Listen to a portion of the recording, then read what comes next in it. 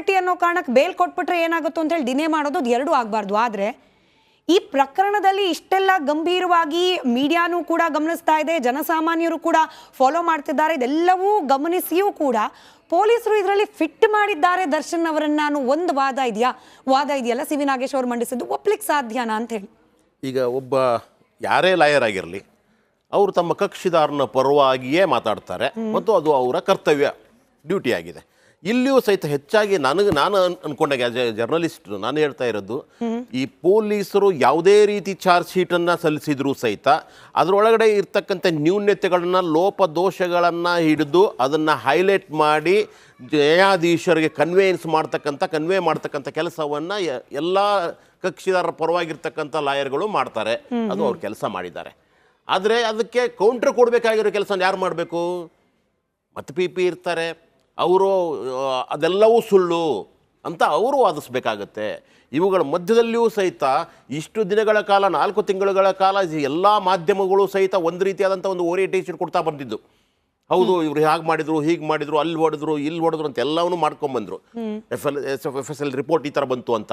ಇವಾಗ ಮೊದಲನೇ ಸಾರ್ತಿ ಅವು ಎಲ್ಲದಕ್ಕೂ ಸಹಿತ ಒಂದು ಅಡೆತಡೆ ಬರೋ ಹಾಗೆ ನಾಗೇಶ್ವರು ವಾದ ಮಾಡಿದ್ದಾರೆ. ಅದು ಸುಳ್ಳು, ಇದು ಪ್ಲಾಂಟೆಡ್, ಇದು ಮರುಸೃಷ್ಟಿ ಅಂತೆಲ್ಲ ಮಾಡಿದ್ದಾರೆ. ಅಂದ್ರೆ ಮಾಧ್ಯಮಗಳಿಗೆ ಅವಾಗ ಚಾರ್ಜ್ ಶೀಟ್ ರಿಮಾಂಡ್ ಕಾಪಿಯಲ್ಲಿ ಏನೇನು ಅಂಶಗಳು ಸಿಕ್ತು ಅದಾದ್ಮೇಲೆ ಸುದ್ದಿ ಮಾಡಿದ್ರು. ಇವಾಗ ಸಿ ವಿ ನಾಗೇಶ್ ಅವರು ಯಾವ ಅಂಶ ಅದನ್ನು ಕೂಡ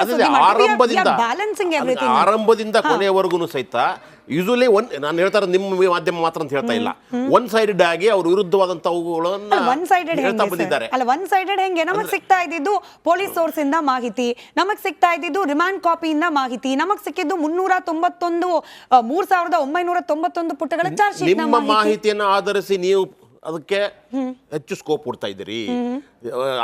ನಾಗೇಶ್ ಅಂತ ಒಬ್ಬ ದೊಡ್ಡ ಲಾಯರ್ ಏನ್ ಮಾಡ್ತಾರೆ, ಅವ್ರು ಸಿಕ್ಕ ಮಾಹಿತಿಯ ಒಳಗಡೆ ಇರ್ತಕ್ಕಂಥ ಸಮಸ್ಯೆಗಳೇನಿದಾವೆ, ದೋಷಗಳೇನಿದಾವೆ ಅವುಗಳನ್ನ ಎತ್ತಿ ಹಿಡಿದು ಅವರು ತಮ್ಮ ವಾದವನ್ನ ಮಂಡಿಸ್ತಾರೆ. ಸೊ ಇವಾಗ ಬೇಕಾಗಿರೋದು ಅವ್ರಿಗೆ ಜೈಲ ಬೇಲ ಅನ್ನೋದನ್ನ ಈ ಸದ್ಯಕ್ಕೆ ಇರ್ತಕ್ಕಂಥ ಒಂದು ಪ್ರಶ್ನೆ.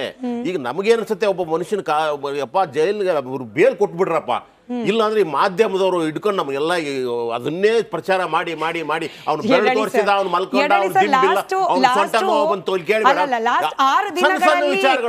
ಕಳೆದ 6 ದಿನಗಳಲ್ಲಿ ಇವತ್ತನ್ನು ಹೊರತುಪಡಿಸಿ ಕಳೆದ 6 ದಿನಗಳಲ್ಲಿ ನೀವೇನೆ ಒಂದ್ 3 ಪ್ಯಾನಲ್ ಬಂದಿದ್ದೀರಿ. ಪೂರಾ ಪೊಲಿಟಿಕಲ್ ಅವತ್ತಾಗ್ತಾ ಇದ್ದ ಡೆವಲಪ್ಮೆಂಟ್ ಇನ್ಕ್ಲೂಡಿಂಗ್ ಮುಖ್ಯಮಂತ್ರಿಗಳ ಆ ಸುದ್ದಿನೂ ಪ್ರಸಾರ ಮಾಡಿದೀವಿ. ಹೇಳ್ತಾ ಇರೋದು ನಿಮ್ಮ ಒಂದೇ ಚಾನಲ್ ಅಲ್ಲ, ಎಲ್ಲಾ ಚಾನೆಲ್ಗಳಲ್ಲಿ ಒಂದು ಗಂಟೆನಾದ್ರೂ ಇದ್ದೇ ಇರುತ್ತೆ ನ್ಯೂಸ್ ಸರ್. ನಮಗೆ 24 ಗಂಟೆಯಲ್ಲಿ ಸಿಗುವ ಅಷ್ಟು ಸುದ್ದಿಗಳನ್ನ ಪ್ರಸಾರ ಮಾಡೋದು ನಮ್ಮ ವೃತ್ತಿ ಧರ್ಮ, ಇನ್ಕ್ಲೂಡಿಂಗ್ ದರ್ಶನ್ ಅನ್ನೋ ಮಾತ್ರಕ್ಕೆ ನಾವು ಪಕ್ಕಕ್ಕೆ ಇಡಬೇಕು ಅನ್ನೋದಿಲ್ಲ. ತುಂಬಾ ವ್ಯಕ್ತಿಗತವಾದ್ದು, ಅವ್ನು ದಿಂಬು ಸಿಕ್ಕಿಲ್ಲ, ಸೊಂಟ ನೋವು ಬಂದ್ಬಿಡ್ತು, ಊಟ ಸಿಕ್ಕಿಲ್ಲ, ಬೇಕಿಲ್ಲ ನಮ್ಗೆ ಮಾಧ್ಯಮದವರಿಗೆ ಸಾಮಾಜಿಕ ಜವಾಬ್ದಾರಿ ಇದೆ. ಪ್ರಜ್ವಲ್ ರೇವಣ್ಣ ಅವ್ರು ಹೋದಾಗ್ಲೂ ಆ ತರದ ಸುದ್ದಿಗಳು ಬಂದಿತ್ತು. ಇನ್ಫ್ಯಾಕ್ಟ್ ವಾಲ್ಮೀಕಿ ನಿಗಮದ ಹಗರಣದಲ್ಲಿ ಎಕ್ಸ್ ಮಿನಿಸ್ಟರ್ ಅವ್ರು ಹೋದಾಗ್ಲೂ ಕೂಡ ಅಂತ ಸುದ್ದಿ ಬಂದಿತ್ತು. What we get we just give back to the society. ನಾವು ಮಿರರ್ ಅಷ್ಟೇ ಸರ್. ನಿಮ್ಮ ಮಿರರ್ ಅಲ್ಲಿ ಬೂತ್ಗಂಡಿ ಹಾಕ್ಬಿಟ್ಟು ಅವನ್ನೇ ನೋಡೋದು ಬೇಡ. ನಾನು ಹೇಳ್ತಾ ಇರೋದು ಸಾಮಾಜಿಕವಾಗಿ ಪ್ರಯೋಜನಕ್ಕೆ ಬರ್ತಕ್ಕಂಥ ಸುದ್ದಿಗಳು ಬರಲಿ ಅನ್ನೋದು ನಮ್ಮ ಆಶಯ. ಎಲ್ಲ ಜರ್ನಲಿಸ್ಟ್ ಆಗಿರಲಿ ಯಾರೇ ಆಗಿರಲಿ, ಈಗ ಅಲ್ಲಿ ಮರಿ ಸೃಷ್ಟಿ ಆಗಿದೆ ಅಂತ ಅವ್ರು ಹೇಳ್ತಾ ಇದ್ದಾರೆ, ಆಗಿಲ್ಲ ಅಂತ ಇವ್ರು ಹೇಳ್ತಾ ಇದ್ದಾರೆ. ಹಾಗಾದಾಗ ಮರುಸೃಷ್ಟಿ ಸರಿಯಾಗಿ ಮಾಡಿಲ್ವಾ? ಮಾಡಬೇಕು ಅಂದ್ರೆ ಒಂದು ಮರುಸೃಷ್ಟಿ ಮಾಡ್ಬೇಕಾದ್ರೆ ಪೊಲೀಸರು ಸರಿಯಾಗಿ ಮಾಡ್ಬೇಕಲ್ವಾ? ಮಾಡಿಲ್ವಾ? ಅವರೇ ಡೈಲ್ಯೂಟ್ ಮಾಡಿದ್ರ ಅವನೊಬ್ಬ ಸೆಲೆಬ್ರಿಟಿ ಅಂತ, ಅಥವಾ ಅವನೇ ಪ್ರಶ್ನೆ ಬರುವ ಹಾಗೆ ಕೆಲವೊಂದನ್ನ ಇಟ್ಟಿದಾರ? ಪ್ರಶ್ನೆ ಇರೋದೇ ಅದಲ್ವಾ ಬೇಡಳಿ ಸರ್. ಮರುಸೃಷ್ಟಿ ಯಾಕೆ ಮಾಡ್ತಾರೆ ಪೊಲೀಸರು? ಏನಾದ್ರೂ ಇಂಟೆನ್ಷನ್ ಇರ್ಬೇಕಪ್ಪ. ಅದ್ರಲ್ಲೂ ದರ್ಶನ್ ಅಂತ ಸೆಲೆಬ್ರಿಟಿ, ದರ್ಶನ್ ಅವ್ರ ಪ್ರಕರಣ ಅಂತಂದ್ರೆ ಎಲ್ಲರೂ ಕೂಡ ನೀವು ಹೇಳ್ದಂಗೆ ಮಾಧ್ಯಮದವರು ಡಬಲ್ ಇಂಟ್ರೆಸ್ಟ್ ಕೊಟ್ಟು ಗಮನಿಸುವಂತ ಪ್ರಕರಣ. ಇದ್ರಲ್ಲಿ ನಾವು ಮರುಸೃಷ್ಟಿ ಮಾಡಿದ್ರೆ ನಮ್ಮ ಮೇಲೆ ವಾಪಸ್ ಆಗುತ್ತೆ ಅನ್ನೋದು ಗೊತ್ತಿರಲ್ವಾ ಪೊಲೀಸರಿಗೆ? ಅದೇ ಪ್ರಶ್ನೆ. ಪೊಲೀಸರು ಹಲವಾರು ಸರ್ತಿ ನಾನು ನೋಡಿದ್ದೀನಿ ಮೇಡಮ್, ಅವ್ರು ಏನ್ ಮಾಡ್ತಾರಂತಂದ್ರೆ, ಅವರು ಲಾಯರ್ ಅಲ್ಲ, ಈ ಲಾಯರ್ ಪಾಯಿಂಟ್ಗಳಿದಾವಲ್ವಾ, ಇವ್ರ ಪಾಯಿಂಟ್ಗಳು ಮೊದಲೇ ಹೊಡೆದಿದ್ರೆ ಇವು ಎಲ್ಲಾ ಪ್ರಶ್ನೆಗಳು ಬರದೇ ಇರೋ ಹಾಗೆ ಮಾಡಬಹುದಾಗಿತ್ತು.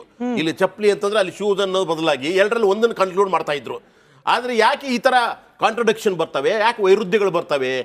ಎಷ್ಟೋ ಸಾರ್ತಿ ಏನಾಗುತ್ತೆ, ಇವ್ರ ಆಫೀಸರ್ಸ್ ಹೇಳಿದ್ದೊಂದು, ಅಲ್ಲಿರ್ತಕ್ಕಂಥ ರೈಟರ್ ಬರೆದದ್ದೊಂದು, ಅಲ್ಲಿರ್ತಕ್ಕಂಥ ಸಮಸ್ಯೆಗಳು, ಅಲ್ಲಿರ್ತಕ್ಕಂಥ ಸಾಕ್ಷಿಗಳೊಂದು, ಅಲ್ಲಿರ್ತಕ್ಕಂಥ ಕಾಂಟ್ರಡಿಕ್ಟರಿ ಇನ್ನೊಂದು ಯಾವುದೋ ಅದಕ್ಕೆ ವಿರುದ್ಧವಾದದ್ದಿರುತ್ತೆ. ಇವುಗಳ ಮಧ್ಯದಲ್ಲಿಯೂ ಸಹಿತ ನಾವು ಒಬ್ಬ ನ್ಯಾಯಾಧೀಶರಿಗೆ ಮನದಟ್ಟು ಮಾಡ್ತಕ್ಕಂಥ ಸಾಕ್ಷ್ಯಾಧಾರಗಳನ್ನ ಸರಿಯಾಗಿ ಪೊಲೀಸ್ ಇಲಾಖೆಯವರು ಕೊಟ್ರೆ ಚಾರ್ಜ್ ಶೀಟ್ ನಲ್ಲಿ ಕರೆಕ್ಟ್ ಆಗಿ ಬರೆದ್ರೆ ಅವಾಗ ಸಮಸ್ಯೆಗಳಾಗೋದಿಲ್ಲ. ಆದ್ರೂ ಸಹಿತ ಒಬ್ಬರು ಅತ್ಯಂತ ಎಕ್ಸ್ಪರ್ಟ್ ಆಗಿರ್ತಕ್ಕಂಥ ಅನುಭವಿ ಲಾಯರ್ಗಳು ಏನ್ ಮಾಡ್ತಾರೆ, ಅವ್ರು ಏನಿಲ್ಲ ಆದ್ರೂ ಮಸಲ್ಲಾದ್ರೂ ಕಲ್ಲು ಹುಡುಕ್ತಾರೆ. ಯಾಕೆ ಅಂತಂದ್ರೆ ಅವರು ತಮ್ಮ ವಾದದಲ್ಲಿ ತಮ್ಮ ಕಕ್ಷಿದಾರನಿಗೆ ನ್ಯಾಯ ಒದಗಿಸಬೇಕಾಗಿರುತ್ತೆ. ಸೊ ಇಂಥ ಸಂದರ್ಭದಲ್ಲಿ ಈಗ ಒಬ್ಬ ದರ್ಶನ್ ಅಂತಕ್ಕಂಥ ಒಬ್ಬರು ಸೆಲಿಬ್ರಿಟಿ ಆಗಿದ್ದಾರೆ ಮತ್ತು ಅವ್ರಿಗೆ ಒಬ್ಬ ಲಾಯರ್ಗೆ ಬೇಕಾದಷ್ಟು ದುಡ್ಡು ಕೊಡ್ತಕ್ಕಂಥ ದುಡ್ಡು ಇದೆ. ಅವ್ರದೇ ಕೊಲೆ ಕೇಸಲ್ಲಿ ಇರ್ತಕ್ಕಂಥ 3 ಜನರಿಗೆ ಬೇಲ್ ಕೊಟ್ಟರು ಸಹಿತ ಹೊರಗಡೆ ಬರ್ಲಿಕ್ಕೆ ಅವ್ರಿಗೆ ದುಡ್ಡು ಕಟ್ಟಲಿಕ್ಕೆ ಕಾಸಿರ್ಲಿಲ್ಲ. ಅವ್ರು ಎಷ್ಟೋ 3-4 ದಿವಸ ಜೈಲಲ್ಲೇ ಕೊಳಿಬೇಕಾಯ್ತು. ಅವ್ರಿಗೆ ಯಾರು ಸಹಿತ ಗ್ಯಾರಂಟಿ ಕೊಡೋರು ಇರಲಿಲ್ಲ. ಆದ್ರೆ ಹಾಗಲ್ಲ, ದರ್ಶನ್ ಅಂತ ಅವ್ರಿಗೆ ಕೋಟಿ ರೂಪಾಯಿ ಕೊಟ್ಟು ತೆಗೆದುಕೊಂಡು ಸಹಿತ ವಾದ ಮಾಡ್ತಕ್ಕಂಥವ್ರು ಇದ್ದಾರೆ. ಅದಕ್ಕೆ ಅವ್ರು ಕೆಲಸ ಮಾಡಿದ್ದಾರೆ. ಇವ್ರು ಹೇಳಿದಾಗೆ ನಮ್ಮ ಕಾನೂನಿನಲ್ಲಿ ಹೆಚ್ಚು ದಿನಗಳ ಕಾಲ ಒಳಗಡೆ ಇಡ್ಲಿಕ್ಕೆ ಸಾಧ್ಯತೆಗಳಿಲ್ಲ. ಅವರನ್ನ ಟ್ರಯಲ್ ಮಾಡ್ತಾನೆ ಹೊರಗಡೆ ಇಟ್ಬಿಟ್ಟೆ ಸರ್, ಈ ವಾದ ಮಂಡನೆಯ ಸಂದರ್ಭದ ಕೆಲವೊಂದಷ್ಟು ಸ್ಪೆಸಿಫಿಕ್ ನಾವಿಲ್ಲಿ ಮೀಡಿಯಾ ಟ್ರಯಲ್ ಮಾಡ್ತಾ ಇಲ್ಲ. ಕೋರ್ಟ್ನಲ್ಲಿ ಆದ ವಾದ ಪ್ರತಿವಾದದ ಸಂದರ್ಭದಲ್ಲಿ ಅನುಮಾನಗಳು ಅಂತ ಹೇಳಿ ಏನ್ ಕಾಡ್ತಿದೆ ಅದಕ್ಕೆ ಮಾತ್ರ ನಾನು ಉತ್ತರ ಕಂಡುಕೊಳ್ಳೋ ಪ್ರಯತ್ನ ಮಾಡ್ತಿದ್ದೀನಿ. ಸಿ ವಿ ನಾಗೇಶ್ ಅವರು ಹೇಳ್ತಾರೆ ಈ ಪ್ರಕರಣದಲ್ಲಿ ಪ್ರತ್ಯಕ್ಷ ಸಾಕ್ಷಿ ಅನ್ನೋದೇ ಇಲ್ಲ. ಒಬ್ಬ ಸೆಕ್ಯೂರಿಟಿ ಗಾರ್ಡ್ ನನ್ನ ಪ್ರತ್ಯಕ್ಷ ಸಾಕ್ಷಿ ಅಂತ ಹೇಳಿದ್ದಾರೆ. ಆತನೇ ಕನ್ಫೆಸ್ ಮಾಡ್ಕೊಂಡಿದ್ದಾನೆ, ನನಗೆ ಮೀಡಿಯಾದಲ್ಲಿ ನೋಡಿದ ಮೇಲೆ ಕೊಲೆ ಆಗಿದೆ ಅಂತ ಗೊತ್ತಾಯ್ತು, ನನಗೆ ಕಾರ್ ಯಾವುದು ಬಿಡಬೇಡ ಅಂತ ಹೇಳಿ ವಿನಯ್ ಹೇಳಿದ್ರು, ಈ ಪ್ರಕರಣದ ಆರೋಪಿ ಒಬ್ರು ಹೇಳಿದ್ರು. ಬಟ್ ಕೊಲೆ ಆಗಿದೆ ಅನ್ನೋದನ್ನ ಮಾಧ್ಯಮದಲ್ಲಿ ಗಮನಿಸಿದ ನಂತರದಲ್ಲಿ ನನಗೆ ಗೊತ್ತಾಯ್ತು ಅಂತ ಹೇಳ್ತಾನೆ. ಆತನನ್ನ ಪ್ರತ್ಯಕ್ಷ ಸಾಕ್ಷಿ ಮಾಡಿದ್ದಾರೆ. ಇದು ಸಿ ವಿ ನಾಗೇಶ್ ಅವರು ವಾದ. ಪ್ರತ್ಯಕ್ಷ ಸಾಕ್ಷಿ ಅನ್ನೋದು ಎಷ್ಟು ಇಂಪಾರ್ಟೆಂಟ್ ಆಗುತ್ತೆ ಇಂಥ ಪ್ರಕರಣಗಳಲ್ಲಿ ಅಂತ? ಈ ಕೇಸ್ನಲ್ಲಿ ಯಾರೂ ಪ್ರತ್ಯಕ್ಷ ಸಾಕ್ಷಿದಾರಗಳಿಲ್ಲ. ಸೆಕ್ಯೂರಿಟಿ ಗಾರ್ಡ್ ಹೊಡೆಯುವಾಗೇನು ಇರಲಿಲ್ಲ. ಅವನು ಹಣ ನುಡಿದ ಅಷ್ಟೇ. ಅವನು ನುಡಿದ್ದು ಅದ್ರ ಬಗ್ಗೆ ಫಸ್ಟ್ ಇನ್ಫಾರ್ಮೇಶನ್ ಪೊಲೀಸರಿಗೆ ಕೊಟ್ಟಿದ್ದಾರೆ. ಅಲ್ಲ, ಅದರಲ್ಲಿನೂ ಒಂದು ಇಬ್ಬರನ್ನ ಅವರು ಇದು ಮಾಡ್ಕೊಂಡಿದ್ದಾರೆ, ಅಪ್ರೂವರ್ ಅಂತ ಮಾಡ್ಕೊಂಡಿದ್ದಾರೆ. 164 ಮಾಡಿದ್ದಾರೆ. ಬಟ್ ಅವನು ಸ್ನೇಹಿತರಾಗಿರೋದ್ರಿಂದ ನಾಳೆ ಹೇಳ್ತಾರೆ ಅನ್ನೋದು ಏನು ಗ್ಯಾರಂಟಿ? ಅದು ಕ್ರಾಸ್ನಲ್ಲಿ ಅವರು ನಮ್ಗೆ ಗೊತ್ತಿಲ್ಲ, ಪೊಲೀಸರು ಸಹಿ ಮಾಡಂದ್ರು ಮಾಡಿದ್ವಿ, ಅದೇನು ಬರ್ಕೊಂಡು ನಮಗೆ ಗೊತ್ತಿಲ್ಲ ಅಂತ ಹೇಳ್ತಾರೆ. ಜಡ್ಜನ್ನು ನಮಗೆ ಹೆದರಿಸಿದ್ರು, ನಮ್ಮ ಪೊಲೀಸರು ಭಯ ಪಡಿಸಿದ್ರು, ಅದಕ್ಕೆ ನಾನು ಹೇಳಿಕೆ ಕೊಟ್ಟೆ ಹಾಗೆ ಅಂತ ನಾಳೆ ಡಿನೈ ಮಾಡಬಹುದು. ಇದರಲ್ಲಿ ಏನಿದೆ, ಪ್ರಾಸಿಕ್ಯೂಷನ್ದವರು ಹೇಗೆ ಪ್ರೆಸೆಂಟ್ ಮಾಡ್ತಾರೆ ಕೋರ್ಟ್ ಮುಂದೆ, ಹೇಗೆ ಅವರಿಗೆ ಏನು ಡಿಫೆನ್ಸ್ ಲಾಯರ್ ಏನು ಸಂಶಯಗಳನ್ನು ವ್ಯಕ್ತಪಡಿಸಿದ್ದಾನೆ ಅವನ್ನೆಲ್ಲ ಕ್ಲಾರಿಫೈ ಕೊಡಬೇಕು. ಇವನು ಸ್ಟೇಟ್ ಪಿ ಪಿ ಅಥವಾ ಪಬ್ಲಿಕ್ ಪ್ರಾಸಿಕ್ಯೂಟರ್ ಅದನ್ನೆಲ್ಲ ಪ್ರತಿಯೊಂದನ್ನು ಜಡ್ಜ್ಗೆ ಕನ್ವಿನ್ಸ್ ಆಗುವಂಗೆ ಕ್ಲಾರಿಫೈ ಕೊಟ್ಟರೆ, ಅದನ್ನು ಕನ್ವಿನ್ಸ್ ಮಾಡಿದ್ರೆ ಬೇಲ್ ಆಗೋದು ಕಷ್ಟ ಆಗ್ತದೆ. ಬಟ್ ಅದು ಕನ್ವಿನ್ಸ್ ಆಗದೆ ರೀತಿಯಲ್ಲಿರುವಂಥ ಕೆಲವೊಂದು ಪ್ರಶ್ನೆಗಳಿದ್ದಾವೆ. ಈಗ ಉದಾಹರಣೆ ಹೇಳಿದ್ರಲ್ಲ ನೀವು, 3 ದಿವಸ ಬಿಟ್ಟು ಇನ್ಕ್ವೆಸ್ಟ್ ಮಾಡಿದ್ರು, ಏನ್ ಕನ್ವಿನ್ಸ್ ಮಾಡ್ತಿರೋದಕ್ಕೆ? ಡಿಲೇಗೆ ಏನ್ ರೀಸನ್ ಇದೆ? ರೀಸನ್ ಬರೆದಿಲ್ಲ ಅವ್ರು ನಮ್ಮ ಪೊಲೀಸರು. ಡಿಲೇ ಯಾಕೆ 3 ದಿವಸ ಯಾಕೆ ನಾವು ಡಿಲೇ ಮಾಡಿದ್ವಿ ಅನ್ನೋದು ಬರಿಬೇಕಲ್ಲ ಅದರಲ್ಲಿ, ಅದನ್ನು ಮೆನ್ಷನ್ ಮಾಡಿಲ್ಲ.